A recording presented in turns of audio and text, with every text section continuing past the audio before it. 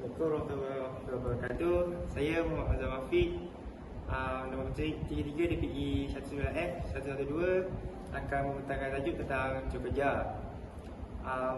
Kami juga terdiri daripada 8 orang dalam kumpulan tersebut, iaitu Isyad, Syazlan, Aiman Radin, Takif, Azmi Akil, Aiman Syari dan Azrizal. Seterusnya, untuk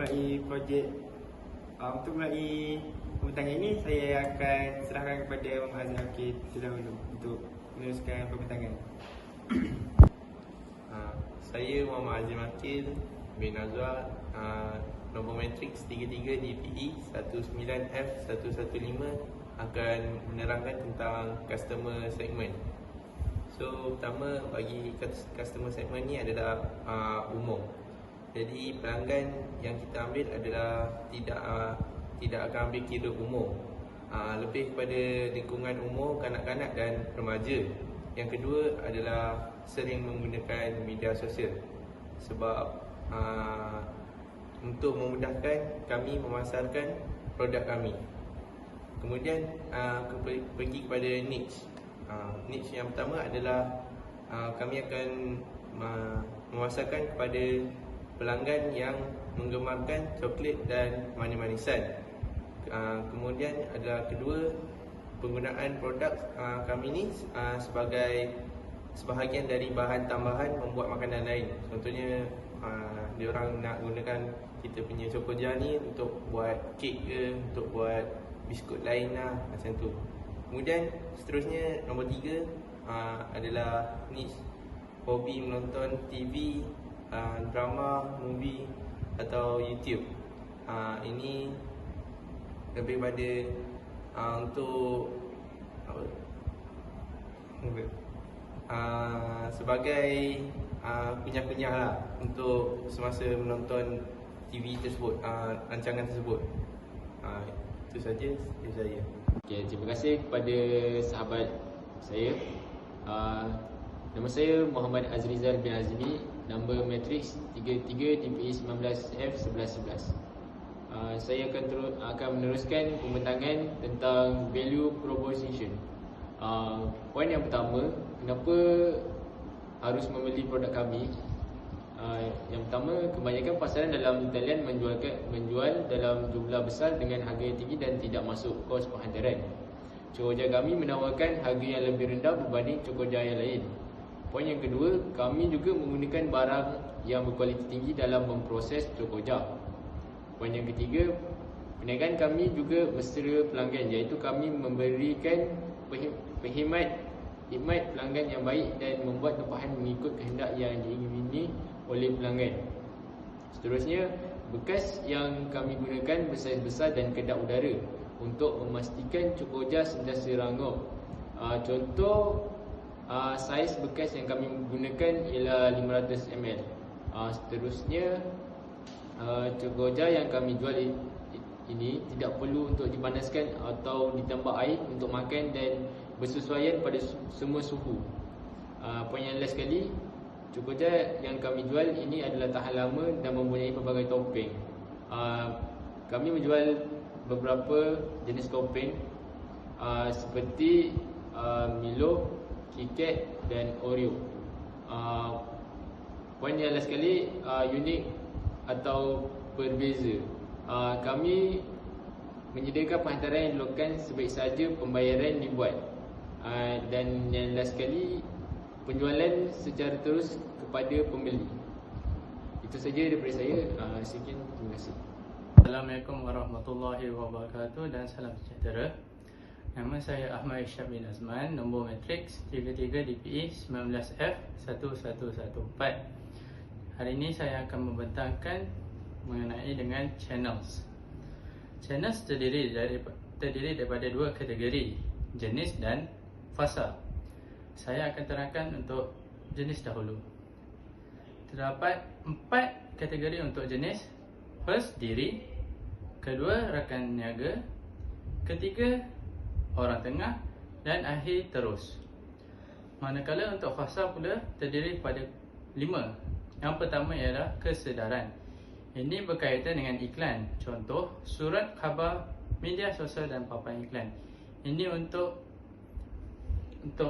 membantu produk kita mendapat perhatian orang ramai. Dan pada zaman sekarang, media sosial adalah salah satu cara untuk mengiklankan produk kita yang paling popular. Dan kedua adalah mengenai dengan penilaian. Ini adalah untuk membantu kita mengetahui adakah produk kita diminati oleh orang ramai ataupun tidak. Dalam konteks ini adalah Cokoja. First, kita ada tinjauan menggunakan Google Form. Yang kedua adalah menggunakan ulasan ataupun reviews seperti di Shopee yang menggunakan reviews secara lisan ataupun menggunakan bintang yang terdiri pada 1 hingga 5. Kedua, pembelian. Ini adalah untuk membantu pembeli untuk membeli barangan kita. Antaranya adalah atas talian seperti menggunakan platform Shopee ataupun WhatsApp Business. Selain itu, kita juga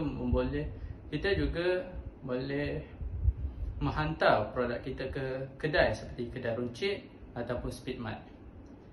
Yang keempat, penghantaran. Jika seseorang itu membeli atas talian, kita boleh menggunakan khidmat pos seperti JNT dan pos laju. Manakala kita juga menggunakan over the counter seperti di kedai. Akhir sekali adalah khidmat selepas jualan. Ini adalah untuk membantu sebarang masalah yang dialami oleh pelanggan seperti barang rosak, barang tarikh menerima barang yang hampir tarikh luput dan sebagainya. Antaranya ialah khidmat pelanggan ataupun syarat pengambilan. Ini dapat membantu menaikkan persepsi customer membeli barang kita ke lebih yang tinggi, menunjukkan kita mempunyai integriti sebagai penjual produk. Sekian daripada saya. Terima kasih. Terima kasih kepada rakan saya. Sebenarnya saya akan membentangkan tentang customer relationship. Dalam customer relationship ni kita dapat beberapa poin, iaitu yang pertama adalah pembantu peribadi. Kita memerlukan seorang pembantu bagi membantu dalam menguruskan perniagaan kita supaya perniagaan kita berjalan dengan lebih lancar dan terurus agar tidak berlakunya kerugian. Poin seterusnya adalah kita perlu memilih pembantu peribadi yang berdedikasi. Kita perlu berbijak memilih pembantu yang berdedikasi dan mudah mesti di dalam kalangan masyarakat agar pekerjaan mudah dilakukan. Seterusnya adalah masyarakat. Kita juga sebagai peniaga perlu mempunyai sifat mesra di dalam kalangan masyarakat agar kita mudah dalam melakukan sesuatu pekerjaan, dan ini juga akan dapat membantu kita dalam meningkatkan perniagaan kita. Sebenarnya selain daripada masyarakat, kita perlu lebih lagi menjalinkan hubungan yang rapat dengan kalangan remaja, kerana Cokoja ni amat digemari, terutamanya dalam golongan remaja. Poin seterusnya adalah pencintaan ataupun co-creation. Kita juga boleh menjalinkan hubungan bersama pelanggan melalui hubungan media sosial seperti Facebook, WhatsApp dan TikTok. Dan poin yang terakhir adalah diskaun. Kita juga boleh memberikan diskaun bagi pelanggan yang membeli 2 bekas Cokoja, iaitu dengan potongan harga sebanyak RM1. Dengan cara ini, kita juga akan dapat menarik lebih ramai pelanggan untuk membeli pelanggan kita. Sekian saja daripada saya. Saya akan memberikan kepada rakan saya untuk meneruskan pembincangan. Slide revenue stream. Bagi nombor 1, konten to revenue stream adalah pendapatan bulanan, iaitu sebanyak satu hari kami akan membekalkan sebanyak 30 bekas, iaitu 15 bekas biasa dan 15 bekas yang mempunyai topping. Dan bekas biasa kami akan menjualkan RM10 satu bekas, dan yang mempunyai topping RM12 sebekas. jumlah keuntungan sehari dapat dianggarkan sebanyak 330. Keuntungan akan diambil kira pada akhir bulan. Pada kira-kira 1 bulan jualan akan ditargetkan sebanyak 900 bekas. Akan dibagi kepada dua, iaitu 450 bekas biasa dan 450 bekas yang mempunyai topping. Anggaran dalam sebulan akan mendapatkan jumlah keuntungan sebanyak 9,900. Kemudian nombor 2 adalah pendapatan sampingan. Ini adalah bagi setiap penghantaran COD mengikut kawasan akan dikenakan bayaran sebanyak 2 ke 3 ringgit. Daripada pendapatan sampingan ini, jumlah keuntungan yang akan kami dapat adalah sebanyak 2,250 untuk 900 bekas yang dijual. Dan itu saja untuk revenue stream. Okey, terima kasih kepada rakan partner saya. Sebenarnya saya Muhammad Aiman berada Alwi, nombor batik 33 DPA 19F 1131 akan meneruskan pembentangan ini. Saya akan mengambil tajuk tentang key resources. Okey.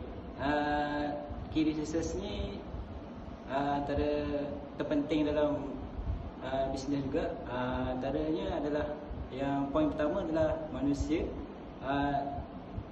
Mesti perlu adanya manusia supaya barang yang hendak dijual dapat dijual kepada siapa yang meminat untuk membelinya dan mendapatkan hasil daripada jualan tersebut.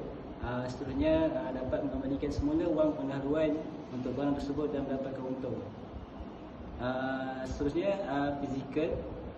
Kita memerlukan fizikal yang sihat tubuh badan untuk membuat cukup jar dan bersih daripada segala kotoran supaya dapat mengelakkan perkara yang tidak diingini seperti jangkitan kuman kepada pelanggan yang telah membeli barangan kita. Seterusnya kewangan. Kewangan ini juga adalah salah satu aspek yang penting untuk kita berniaga, sebab apabila kita nak mulakan suatu perniagaan, kewangan adalah salah satu sumber yang paling terpenting, kerana apabila kita perlu membeli bahan untuk membuat cukup jar dengan menggunakan duit sebagai modal pendahuluan. Seterusnya intelek. Kita juga perlu mempunyai intelek dan pengetahuan yang tinggi dalam perniagaan supaya kita tidak tersalah langkah dan perniagaan kita tidak rugi. Seterusnya mendatangkan keuntungan yang berlipat ganda dengan strategi yang betul. Sekian, terima kasih. Itu sahaja daripada saya. Terima kasih kepada ahli kumpulan saya. Saya Muhammad Syazlan bin Daud, nombor pendaftaran 33 DPE 19F 1113. Saya akan menerangkan tentang key activity. Antara aspek yang perlu diambil berat dalam key activity ini ialah pengeluaran. Kami akan mengeluarkan satu produk Kokoja untuk dipasarkan. Pengeluaran produk yang banyak supaya mendapat pulangan yang mencukupi dan menjana pendapatan. Hal ini bagi menampung kos-kos yang telah kita keluarkan dalam penghasilan produk. Seterusnya, aspek yang perlu dititik beratkan adalah dari segi menyelesaikan masalah. Kita perlu memastikan setiap masalah yang dihadapi dapat diatasi dengan cara yang betul dan tidak akan mengakibatkan kerugian kepada kita. Selain itu, kita juga perlu memastikan bahan dan pembuatan Kokoja mencukupi dan tidak menelan kos yang tinggi. Hal ini amat penting untuk mengelakkan kita dari segi melakukan pembaziran. Seterusnya, aspek yang agak penting ialah platform ataupun rangkaian. Kita perlu mengenal pasti platform atau rangkaian yang sesuai untuk memasarkan produk kita. Antara rangkaian yang sesuai pada masa moden ini adalah secara sosial media, iaitu melalui Instagram, Facebook atau lain-lain. Selain itu, kami juga akan mengedarkan risalah sebagai tanda pemberitahuan kepada pelanggan tentang produk yang kami hasilkan. Ini dapat membuka mata pelanggan tentang produk yang kami hasilkan dan bagi menarik minat pelanggan lah. Itu saja daripada saya. Seterusnya rakan saya akan meneruskan pembentangan ini. Memang tak nak skip. Terima kasih kepada rakan saya yang telah menyampaikan pembentangan tadi. Assalamualaikum, nama saya Muhammad Takif bin Muhammad Abdul Azim Malaysian dengan nombor kad matrix 33 DPE 19F1132. Saya ingin membentangkan tentang key partners. Salah satu cabang daripada key partners ini adalah skala ekonomi. Skala ekonomi ini kita akan memastikan cokoja yang dijual dapat menjana pengeluaran yang banyak supaya syarikat mengalami kelebihan kos. Selain itu, pengeluaran yang besar membolehkan kos tetap per unit menjadi rendah yang memastikan kuantiti cokoja akan menjadi lebih banyak. Kita juga akan menjalin hubungan dengan syarikat yang mempunyai mesin yang dapat menampung pengeluaran yang besar untuk cokoja dan mengenakan cas yang rendah supaya dapat mengalami keuntungan kepada syarikat. Seterusnya, ia tentang pengurangan risiko. Rakan utama yang kita ada, yang kita bersepakat sekali adalah untuk mengurangkan risiko dalam persekitaran yang kompetitif yang bercirikan ketidakpastian. Kita akan mewujudkan kesepakatan strategi dengan syarikat yang lain di satu bidang sambil bersaing di bidang yang lain. Dan akhir sekali, ia tentang pemulihan sumber dan aktiviti. Terdapat sedikit syarikat yang memiliki semua sumber atau melakukan semua aktiviti yang dijelaskan oleh model perniagaan mereka. Sebaliknya, kita akan mengembangkan kemampuan kita sendiri dengan bergantung pada syarikat lain untuk menyediakan sumber tertentu atau melakukan aktiviti tertentu.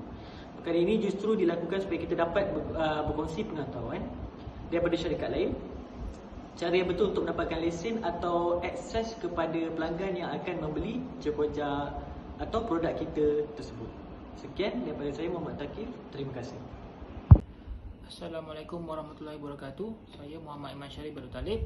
Kos nombor matrik saya ialah 33 DPE 19F1130. Saya akan bentangkan tajuk kos struktur. Poin pertama ialah kos tetap. Kos tetap adalah sama walaupun berapa banyak produk atau perkhidmatan yang ditawarkan. Contohnya sewa bangunan, pemasaran dan periklanan tidak bergantung kepada volume produk yang dihasilkan. Yang kedua ialah kos boleh ubah. Kos ini bergantung kepada berapa banyak produk atau perkhidmatan yang dihasilkan. Semakin banyak produk dihasilkan, semakin tinggi kos. Semakin banyak perkhidmatan, semakin banyak pekerja diperlukan dan kos akan meningkat. Yang ketiga ialah economies of scale. Kelebihan kepada perniagaan jika mengeluarkan produk dengan kuantiti yang lebih besar. Contohnya, kos barang mentah akan dapat dikurangkan jika dibeli dengan kuantiti yang lebih besar.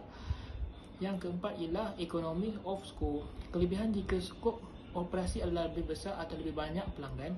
Contoh, perkhidmatan call center, infrastruktur yang sama boleh digunakan kepada pelanggan yang berlainan tanpa perlu melabur untuk mewujudkan call center kepada pelanggan lain. Contoh lain, saluran pengedaran yang sama boleh digunakan untuk mengedar lebih banyak produk yang berlainan. Itu sahaja daripada saya.